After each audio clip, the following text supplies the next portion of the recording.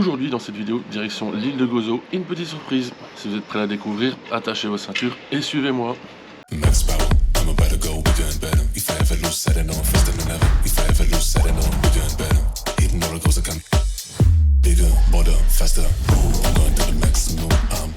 Dans cette vidéo, donc direction l'île de Gozo. Par contre, petite surprise, donc durant la journée, j'ai filmé ce que j'avais filmé, j'ai dit ce que j'avais à dire, et c'est en rentrant à l'appartement pour faire mon montage que la surprise a eu lieu.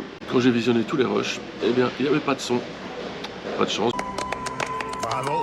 Par contre, aucune idée de pourquoi ça arrivait, parce que je n'ai changé aucun paramètre. Le son fonctionnait la veille, j'ai vérifié là directement en live, ça fonctionne. Donc je sais pas pourquoi il n'y a pas de son. Enfin bref, donc j'ai hésité à ne pas faire de vidéo. Je me suis dit bon bah pas de son, pas de vidéo. Puis finalement j'avais quand même les images, donc je me suis dit ce serait bête de ne pas en profiter. Donc je vais quand même vous montrer tout ça. Je mettrai de la musique dessus, tant pis, sinon ce sera un peu une vidéo un peu silencieuse. Je vous donne 2-3 petites infos vite fait.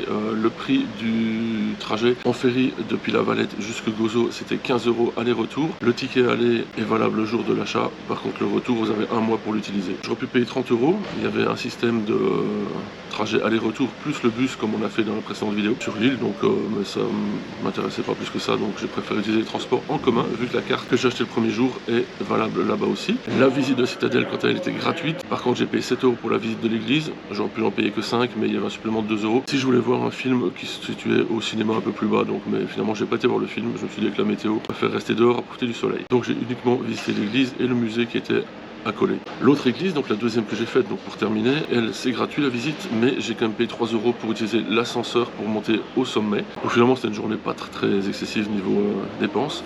Et puis j'ai terminé donc la vidéo par un moulin qui me paraissait pas mal et l'arrêt de bus était à côté, donc voilà, je suis passé à côté du moulin, j'ai pris 3 photos et j'ai pris mon bus pour rentrer à La Valette. J'en ai assez dit, maintenant c'est l'heure pour vous de visionner les images. Je vous souhaite donc un bon visionnage et on se retrouve à la fin.